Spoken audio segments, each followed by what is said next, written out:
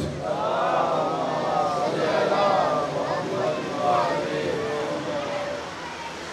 مجلس کی مقبولیت کے لیے، اپنے اپنے حاجات کی برابری کے لیے، بانی مجلس کے مال و رزق میں وسعت کے لیے، مرحوم مومنین مومنات کی مغفرت کے لیے بلند آواز سے درود کا ورد فرمائیں۔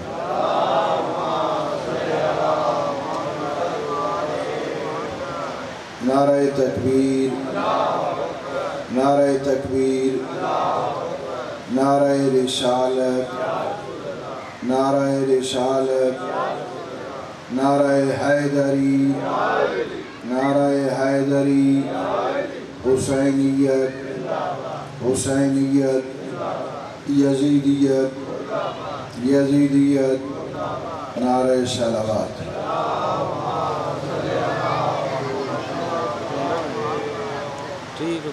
برادران گرامی قدر، واجب القدر احباب، ایک آیت کا کچھ حصہ جس میں خالق کائنات انبیاء کی ذمہ داریوں کا تذکرہ کر رہا ہے۔ ارشاد ہوتا ہے، ہم نے ہر امت میں ایک رسول کو بھیجا،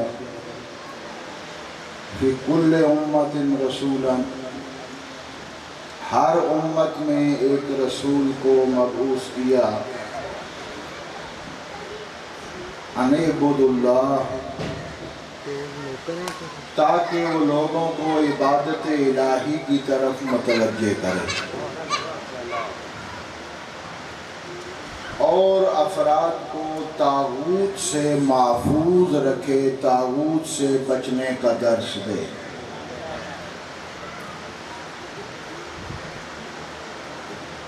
لگتا ہے آپ تھوڑے سے گھبرائے ہوئے ہیں، درود پڑھیے محمد علیہ محمد۔ دوسرے لفظوں میں اگر آیت کا مختصر خلاصہ کیا جائے تو خالق کائنات اس آیت میں انبیاء کی ذمہ داری امر بالمعروف اور نہی عن المنکر قرار دے رہا ہے۔ اس لیے خلاصہ کیا دو چیزوں میں، ذات پروردگار کی طرف متوجہ ہونے سے بڑا معروف کوئی نہیں، اور طاغوت کی اطاعت سے بڑا منکر کوئی نہیں۔ عبادت الہی، ذات خدا کی طرف متوجہ ہونا اور طاغوت سے اپنے آپ کو محفوظ رکھنا، خالق یہ کہہ رہا ہے کہ میں نے انبیاء کی یہ ذمہ داری لگائی، امر بالمعروف اور نہی عن المنکر، یعنی اچھے کاموں کا حکم دو اور برے کاموں سے روکو۔ امر بالمعروف اور نہی عن المنکر سے پہلے ایک تمہید اور ایک مقدمے کی ضرورت ہوتی ہے، اور وہ تمہید اور مقدمہ یہ ہے کہ ہر فرد اپنے آپ کو نیکی کے قریب کرے اور برائی سے محفوظ رکھے۔ یعنی پہلے انسان اپنی آمادگی کرے، اپنے آپ کو نیکی کے قریب لے جائے اور برائی سے محفوظ رکھے۔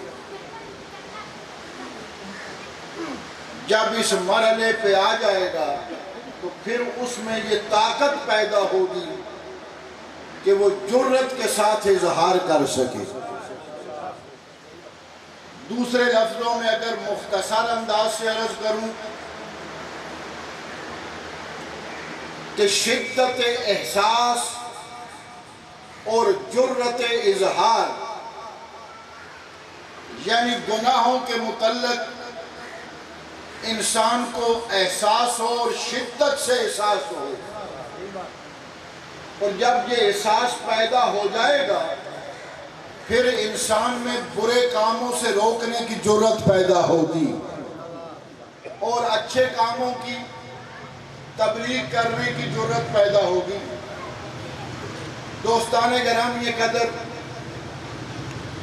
یہ شدت احساس اور جرت اظہار جو امر بالمعروف و نہی عن المنکر کا مقدمہ بنتی ہے، ہوا یہ کہ ظالم حکومتوں نے انہی دو چیزوں پہ کنٹرول کیا، افراد کے احساس کی حس کو ختم کر دیا اور اظہار کی طاقت کو ختم کر دیا۔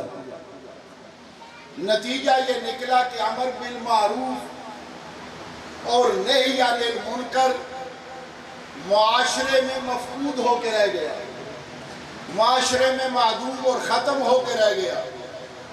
اور یاد رکھیں، جن معاشروں میں، جس تہذیب اور تمدن میں امر بالمعروف اور نہی عن المنکر نہ ہو، اگرچہ اس کے مجرم چند افراد ہی کیوں نہ ہوں، پورا معاشرہ جرم میں پھنس جاتا ہے، پورا معاشرہ مجرم کہلاتا ہے۔ اگرچہ چند افراد اپنی ذمہ داری سے کوتاہی کریں، معاشرہ پورا مجرم کہلائے گا۔ جناب لوط علیہ السلام نے جب اپنی امت کی نازیبہ حرکات کو دیکھا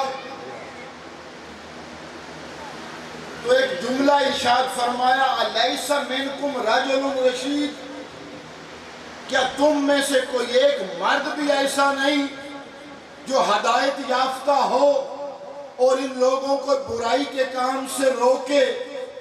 ایسا تو نہیں تھا کہ سب ہی گناہگار ہوتے، لیکن جب امر بالمعروف اور نہی عن المنکر کی جرت جناب لوط کی قوم میں ختم ہوئی تو نبی خدا نے ایک کو مجرم نہیں، پوری قوم کو مجرم قرار دیا۔ الیس منکم رجل رشید، ایک فرشتہ الہی عذاب خداوندی لے کے آیا، جب زمین پہ اترا، بعض روایتوں میں ہے کہ فرشتوں کی فوج آئی، اس نے دیکھا کہ اس آبادی کے لوگ تو نماز میں مشغول ہیں، عبادات و مناجات میں مشغول ہیں، اور یہ لوگ تو خداوند متعال سے دعائیں کر رہے ہیں، گریہ وزاری کر رہے ہیں۔ ایک مرتبہ خالق سے رابطہ کیا، اللہ تیرے حکم کے سامنے سر تسلیم خم ہے، لیکن ہم درس توحید کے طالب علم ہیں، یہ سوال پوچھنے کا حق تو رکھتے ہیں کہ آپ اس قوم پہ تو نے عذاب کا حکم دیا، لیکن یہ تو بڑے نیک لوگ ہیں، یہ تو مناجات و عبادات میں مشغول ہیں، جواب قدرت ملا تمہیں علم نہیں۔ اس قوم کے افراد نے امر بالمعروف اور نہی عن المنکر کے فریضے کو چھوڑ دیا ہے۔ جب یہ کچھ افراد چھوڑ جائیں تو جو نیک ہوتے ہیں وہ بھی عذاب کی زد میں آ جاتے ہیں۔ گھبرا تو نہیں گیا؟ درود پڑھیں محمد و اہل بیت محمد۔ دوستان کرام یہ قدر، اس سے ہم متوجہ ہوئے کہ فریضہ کتنا اہم ہے، کتنی اہم ذمہ داری ہے، اور یہ ذمہ داری فقط علماء کی نہیں، یہ ذمہ داری ہر فرد کی ہے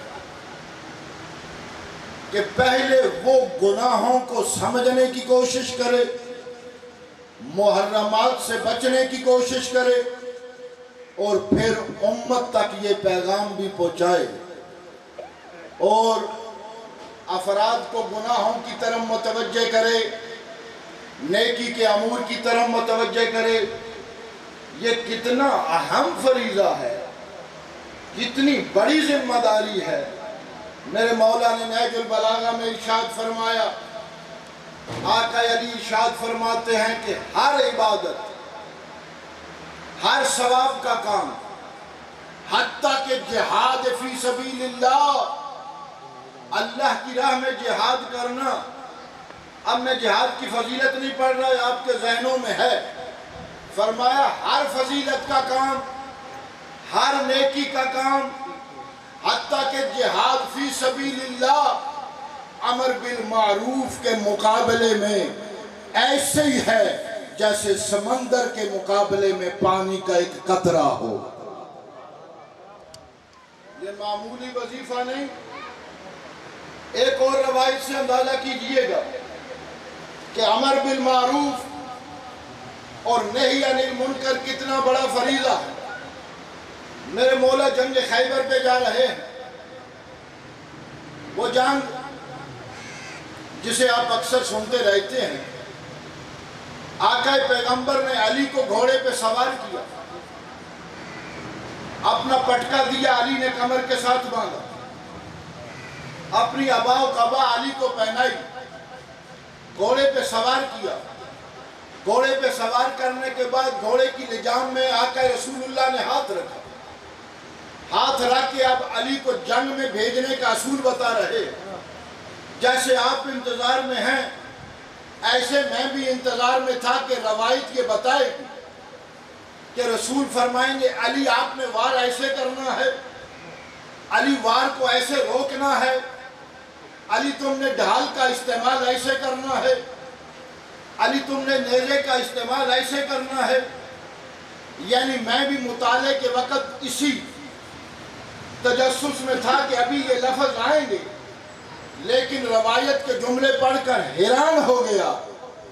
گھوڑے پہ بٹھا کے، گھوڑے کی لجام میں ہاتھ رکھ کے رسول اللہ نے ایک جملہ کہا، یا علی خیبر کے میدان میں جا رہے ہو تو یاد رکھنا ان یہدی اللہ بک رجلا خیر لک من الدنیا وما فیہا۔ اے علی میدان میں جا رہے ہو تو یہ یاد رکھنا کہ تمہاری زبان سے نکلے ہوئے کسی ایک جملے کی وجہ سے اگر کوئی بندہ راہ ہدایت پہ آ گیا تو تیرے لیے زمین و آسمان کے خزانوں سے افضل ہے۔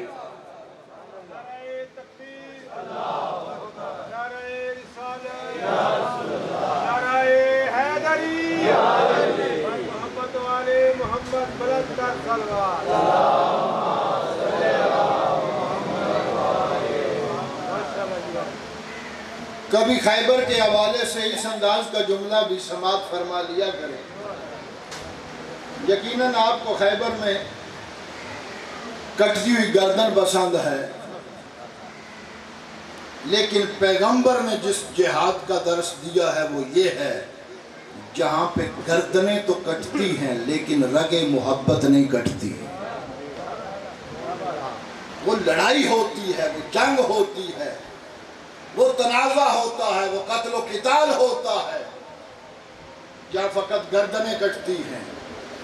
جہاد میں فقط گردن نہیں، گردن تو کٹتی ہے لیکن رگ محبت نہیں کٹتی۔ یہ ہے جہاد۔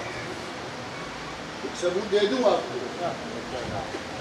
کہ جہاد میں گردن تو کٹتی ہے، اور اسی جہاد کی تبلیغ کی دنیا نے آج جہاد کا مفہوم ہی بدل دیا، اور آج جہاد ہر اپنی ذاتی لڑائی کو جہاد کہا جا رہا ہے۔ یاد رکھو جہاد اسلامی عبادات میں سے ایک عبادت کا نام ہے۔ کیا کرتے ہیں عبادات کی تعریف؟ نماز، روزہ، حج، زکوٰۃ، یہی فرشتہ نا؟ نماز، روزہ، حج، زکوٰۃ، خمس، جہاد، آگے بھی آ جائیں، امر بالمعروف و نہی عن المنکر، تولا اور تبرع، یہ عبادات کی فہرست ہے۔ جہاد عبادات کی فہرست میں آتا ہے، تو دنیا نے جہاد ہر جنگ کو، ہر لڑائی کو جہاد قرار دے دیا۔ جہاد اور ہوتا ہے، ذاتی لڑائی اور ہوتی ہے اور جنگ اور ہوتی ہے۔ اگر دنیا نے جہاد کا نقشہ دیکھنا ہے تو ٹیپو سلطان اور اورنگزیب عالمگیر کی جنگ پیش نہ کرو۔ اگر جہاد کو دیکھنا ہے تو شیر شاہ سوری کی جنگ پیش نہ کرو۔ اگر جہاد اسلامی کو دیکھنا ہے تو یا علی کی جنگ دیکھو یا اولاد علی کی جنگ دیکھو، کہ پتہ چلے کہ جہاد اسلامی کسے کہتے ہیں، جہاد اسلامی کیا ہے۔ میں نے کہا جہاں گردن تو کٹتی ہے لیکن رگ محبت نہیں کٹتی، علی نے گردن تو کاٹ دی، لیکن جب بھائی کی میت پہ بہن آئی تو یہ جملے کہتے ہوئے آئی کہ میں پوری زندگی تیرا ماتم کرتی، تیرے غم میں روتی، لیکن رو اس لیے نہیں رہی کہ تیری میت کو دیکھ کر مجھے علم ہو گیا ہے کہ تیرا قاتل کو شریف النفس انسان تھا۔ جہاں گردن تو کٹی، رگ محبت نہ کٹی۔ مختصر سا حوالہ اور دے دوں یا علی، اللہ جانے آپ نے یہ کون سا معجزہ کیا ہے کہ جنگ خیبر میں جہاد کے بعد ایک مقام پہ بہن میت پہ آئی تو علی کا قصیدہ پڑھتے ہوئے دوسرے مقام پہ علی نے کوئی ایسی جنگ کی، ایسا جہاد کیا کہ جنگ کی فتح کے بعد اس کی بہن حرم رسول اللہ بن گئی۔ جہاد اسلامی یہ ہوتا ہے کہ جہاں گردن تو کٹتی ہے لیکن رگ محبت نہیں کٹتی۔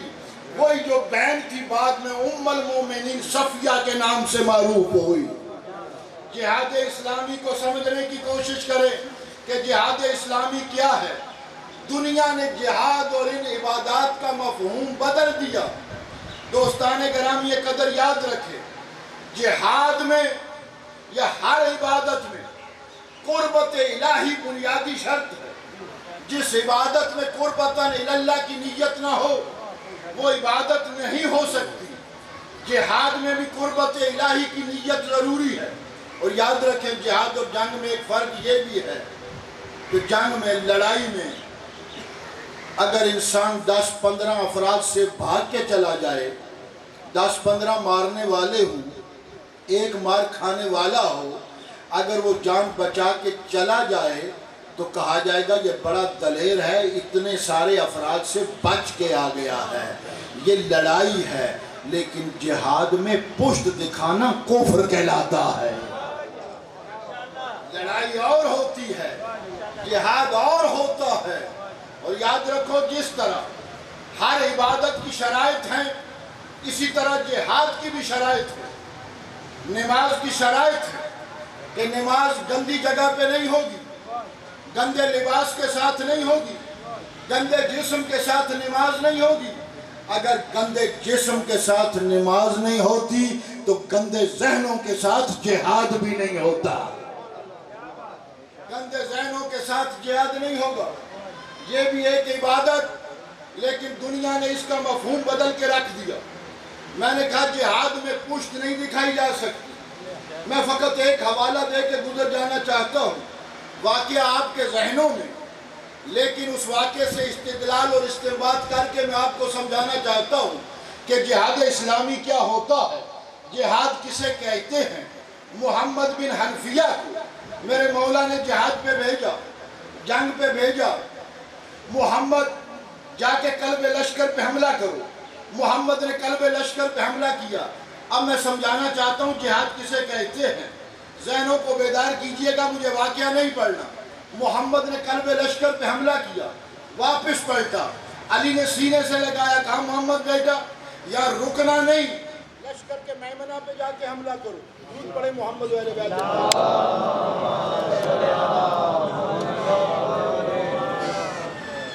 دشمن کے میسرہ پہ حملہ کیا۔ اب روایت یہ کہتی ہے جب محمد واپس پلٹا تو محمد کی زرہ کی ہر مقام سے خون ابل رہا تھا۔ اب علی نے بیٹے کو داد دینا چاہی، بیٹے نے پانی طلب کیا۔ علی بیٹے کو پانی پلا رہے ہیں، لیکن تاریخ اور روایت یہ کہتی ہے علی نے بیٹے کو سینے سے لگا کے پانی پلانے کی کوشش کی، لیکن محمد کا پورا سینہ زخمی تھا۔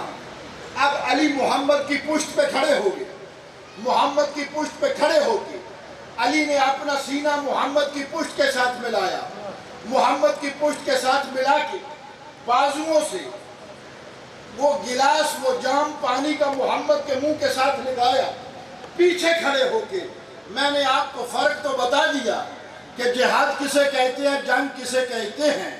اس لیے کہا تھا یا علی کی جنگ پیش کرو یا علی کے بیٹوں کی جنگ پیش کرو۔ محمد کو علی سینے سے لگا کے پانی نہیں پلا سکے، بلکہ پشت پہ کھڑے ہو کے محمد کو بازوؤں سے جام منہ کے ساتھ لگایا اور پانی پلایا۔ یہ علی کے بیٹوں کی جنگ ہے، یہ جہاد ہے کہ محمد کو جتنے زخم ہیں سینے پہ موجود ہے، محمد کی پشت پہ کوئی زخم موجود نہیں ہے۔ اسے جہاد اسلامی کہتے ہیں، اسے جہاد کہتے ہیں۔ درود پڑھے محمد والے بات۔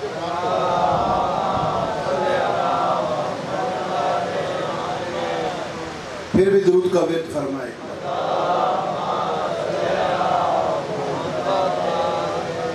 یہ ہے جہاد۔ میں نے کہا کہ دنیا نے عبادات کا مفہوم بدل کے رکھ دیا۔ یاد رکھیں، امر بالمعروف اور نہی عن المنکر بھی ایک عبادت کا نام ہے۔ اس میں بھی قربت الہی بنیادی شرط ہے۔ یہ نہ ہو کہ امر بالمعروف کسی کو بے عزت کرنے کے لیے کیا جائے، نہی عن المنکر کسی کے عیب کو واضح کرنے کے لیے کیا جائے، نہیں، قربت الہی شرط ہے اور بنیادی شرط ہے امر بالمعروف اور نہی عن المنکر میں۔ ایک جملہ کہہ دوں، آپ نے امر بالمعروف اور نہی عن المنکر کا مفہوم یہ سمجھا کہ فقط اپنے آپ کو نیکی کی طرف متوجہ کر کے دوسرے کو بڑی محفل میں یہ آرڈر دینا یہ امر بالمعروف ہے، اور دوسرے کو بے عزت کر دینا یہ نہی عن المنکر ہے۔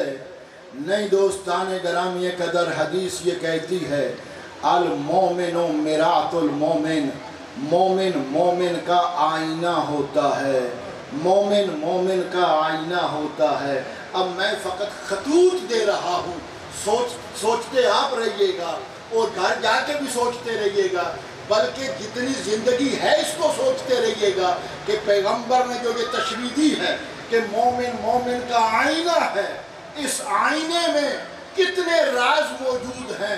مومن مومن کا آئینہ ہے، اس کا معنی یہ ہے کہ آئینہ فقط ایوب اس وقت بیان کرتا ہے جب بندہ آئینے کے سامنے ہوتا ہے۔ اگر آئینے سے ہٹ جائے تو آئینہ کسی کا عیب بیان نہیں کرتا۔ مومن مومن کا آئینہ ہے، فقط اسی وقت بیان کرنا جب وہ سامنے ہو، جب وہ ہٹ جائے تو اس کی پسے پشت اس کے عیب بیان کرنا یہ نہی عن المنکر یا امر بالمعروف نہیں، بلکہ وہ غیبت ہے جو بہت بڑا جرم ہے۔ آئینے سے سمجھیں کہ کیا ہے، مومن مومن کا آئینہ ہے۔ اس تشبیہ کو سمجھنے کی کوشش کریں کہ آئینہ اس وقت سامنے والے شخص کے عیوب کو بتاتا ہے جب آئینے پہ خود گرد و غبار موجود نہ ہو۔ اگر آئینے پہ گرد و غبار موجود ہو تو وہ کسی کے عیب بتانے کی صلاحیت نہیں رکھتا۔ دوستان گرامی قدر، ضرور سوچئے گا کہ جو امر بالمعروف ہم دوسرے کو کر رہے ہیں، کیا ہم خود اس نیکی کے پابند ہیں یا نہیں؟ گھبرا تو نہیں گیا؟ درود پڑھے محمد والے بیت۔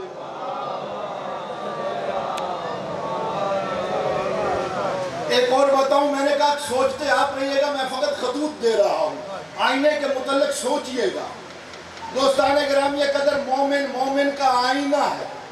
اس میں پیغمبر اور معصومین ہمیں سمجھانا کیا چاہتے ہیں کہ مومن مومن کا آئینہ ہے۔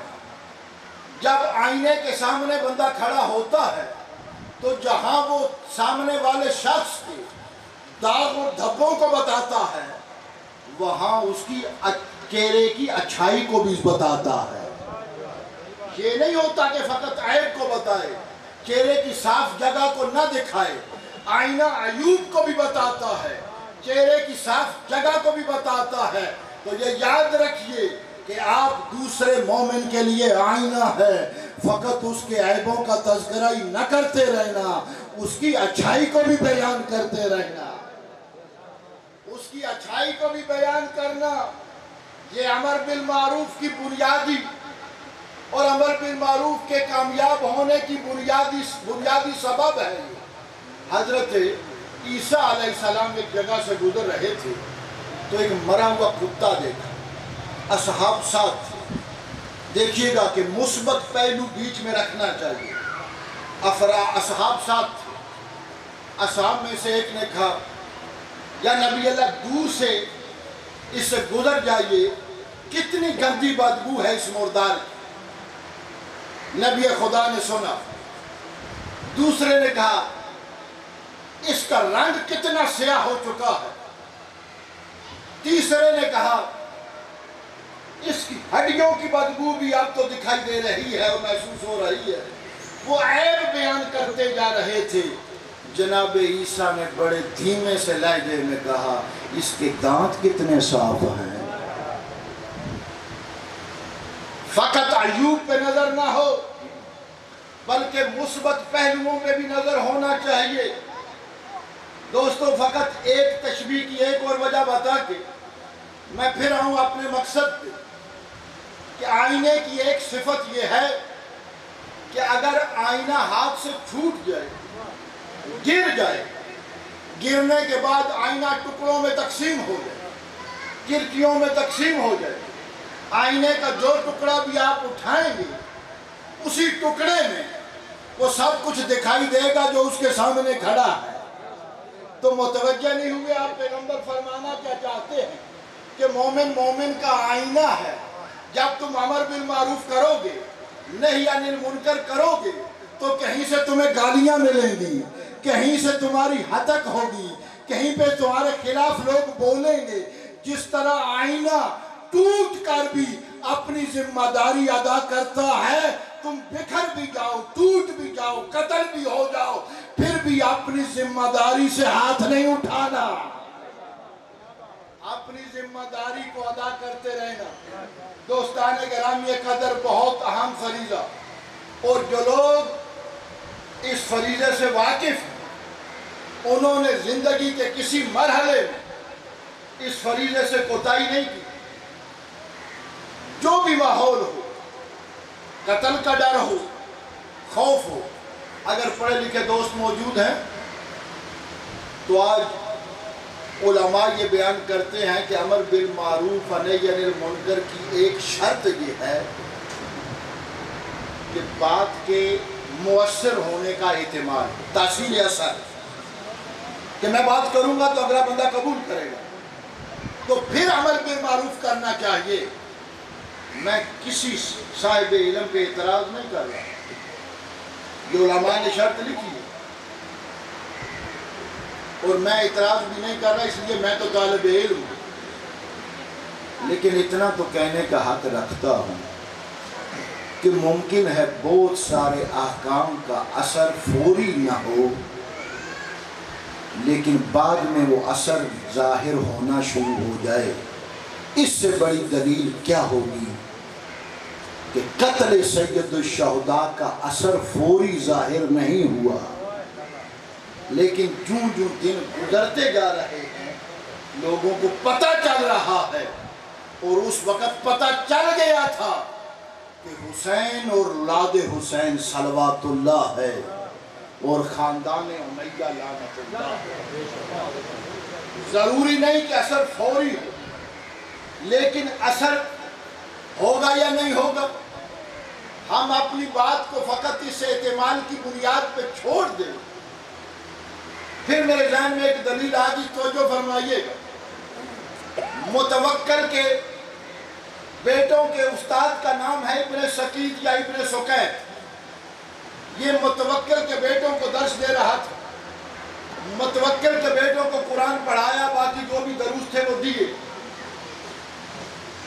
ایک دن متوکل نے اپنی بادشاہت کے فخر اور ناز میں آ کر، غرور میں آ کر ابن سقیط سے سوال کیا، مجھے یہ بتاؤ کہ میرے بیٹے زیادہ لائق ہیں یا علی کے بیٹے حسن و حسین زیادہ لائق ہیں؟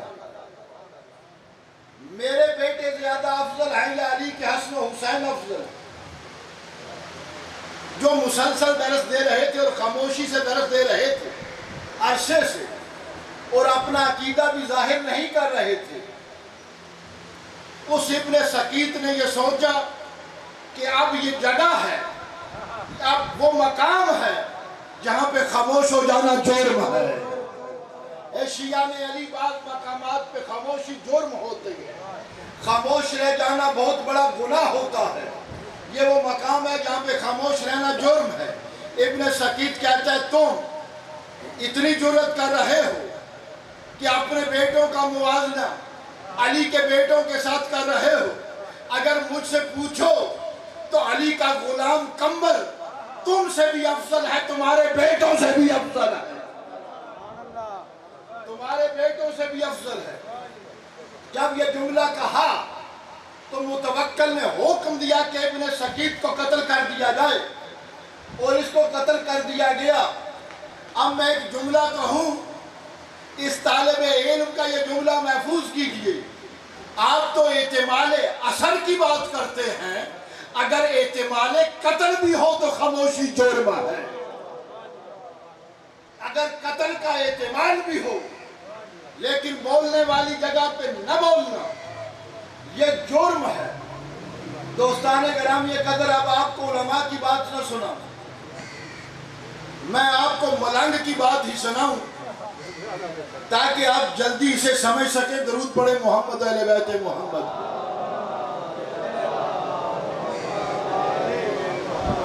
جس کو آپ ملنگ کہتے ہیں، میں تو اسے ملنگ نہیں کہتا، میں تو اسے فقہ جعفریہ کا فقیہ کہتا ہوں، جس کو لوگ بہلول کے نام سے یادت کرتے ہیں۔ وہ ملنگ نہیں، وہ ایک فقیہ شخص تھا۔ بہلول نے اپنے کردار و عمل کے ساتھ امر بالمعروف اور نہی عن المنکر کے فریضے کو کیسے انجام دیا؟ صبح سویرے ہارون کے دربار میں آیا، دیوانوں والا رنگ تو پہلے ہی تھا، دربان نے روکنا چاہا لیکن وہ دیوانوں والی شکل بنا کے یہ اندر گھستا چلا گیا، جا کے ہارون کی مسجد پہ جا کے بیٹھ گیا، ہارون کے تخت پہ جا کے بیٹھ گیا۔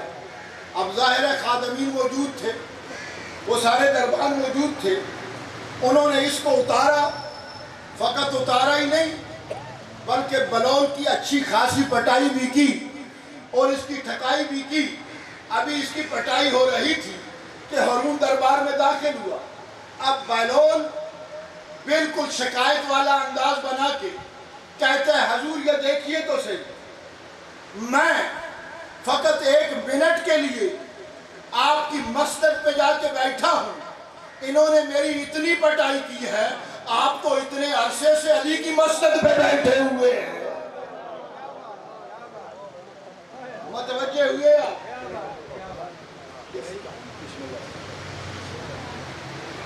درود پڑھیں محمد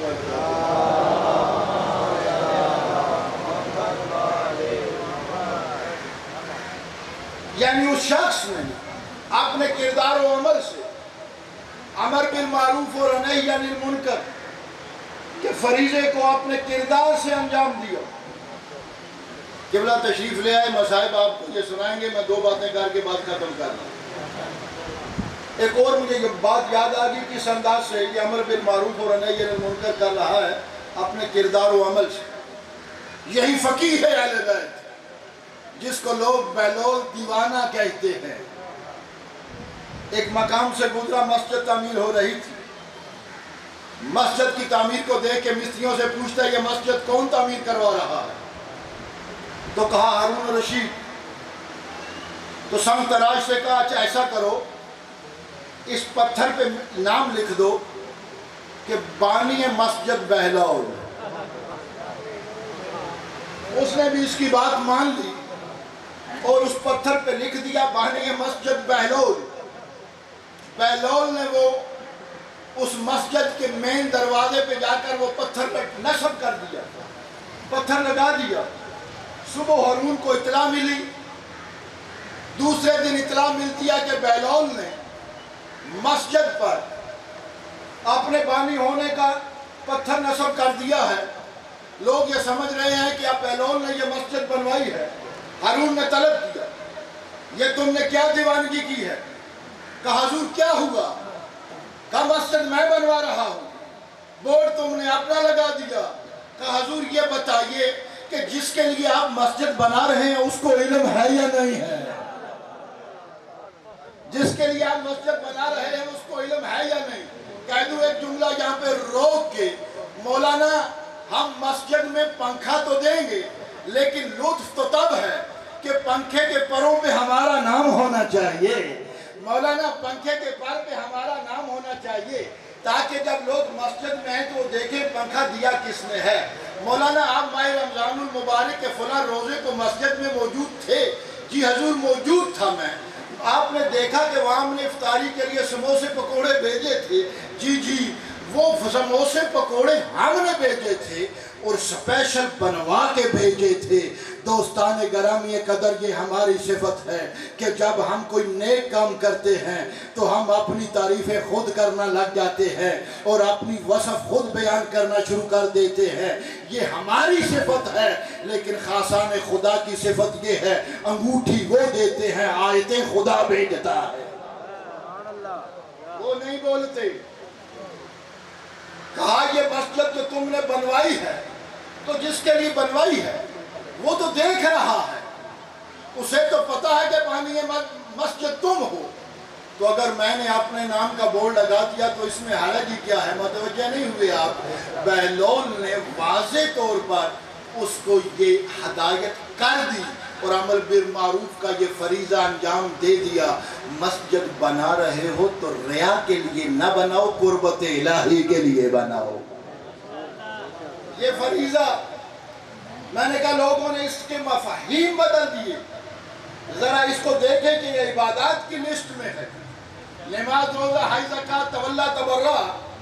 جس طرح یہ بھی عجیب سا سلسلہ ہے کہ تولا تبرع جو کہ عبادت کا ایک سلسلہ ہے، عبادات کی لسٹ میں ہے نا، یہ بھی فروعات دین میں کرتے ہیں نا۔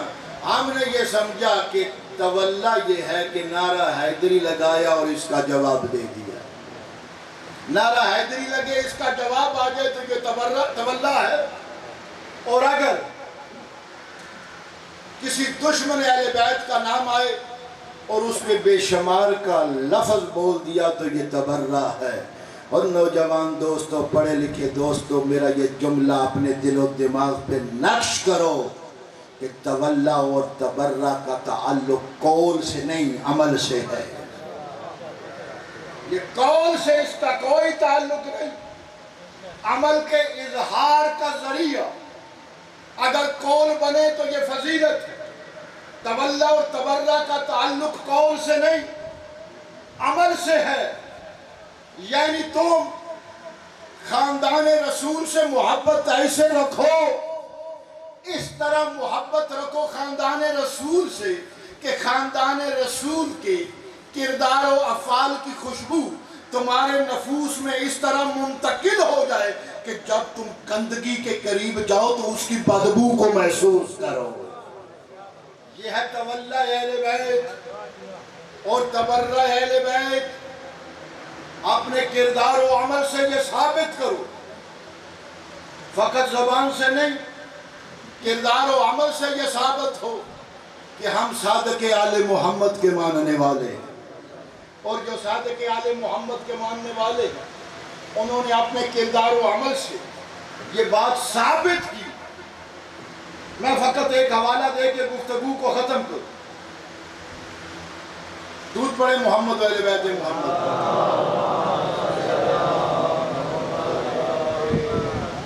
حضرت امام خمینی رضوان اللہ تعالی علیہ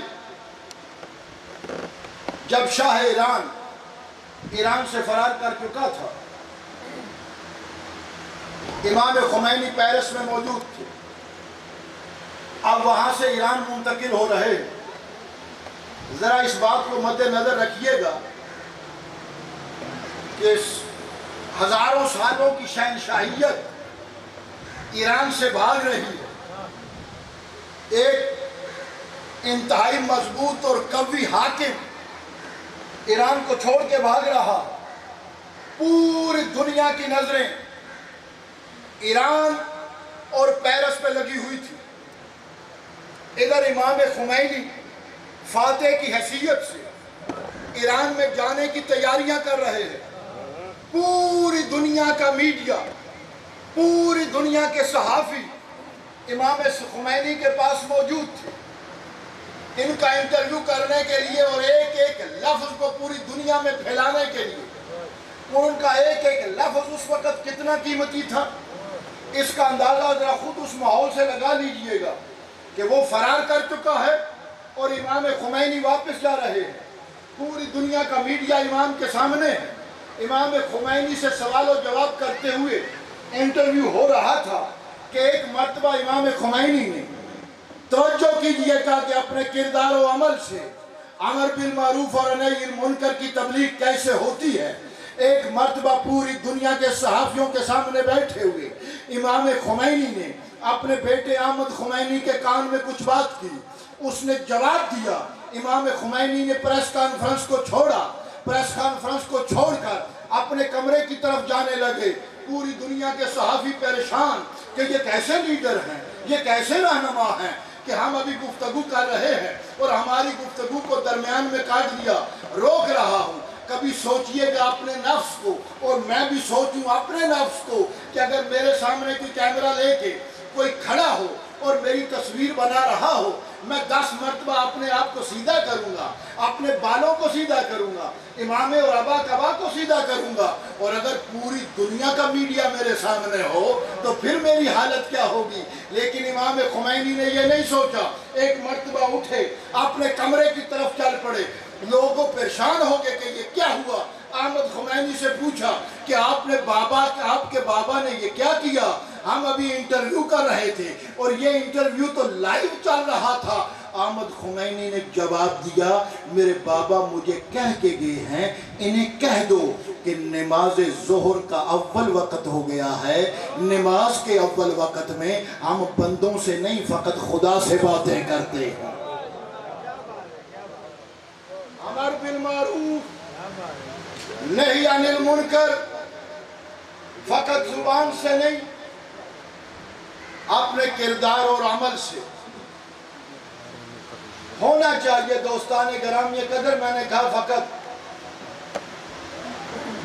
یاد آ گیا مجھے ایک واقعہ، تو سن لیجئے مختصر سا کہ ایک شخص نے آ کر امام خمینی کی انقلاب سے پہلے آ کر کہا، حضور عالم دین حضور، آج پارلیمنٹ میں ایک ایسا قانون پاس ہوا جو قانون اسلام، قرآن اور سنت کے خلاف تھا.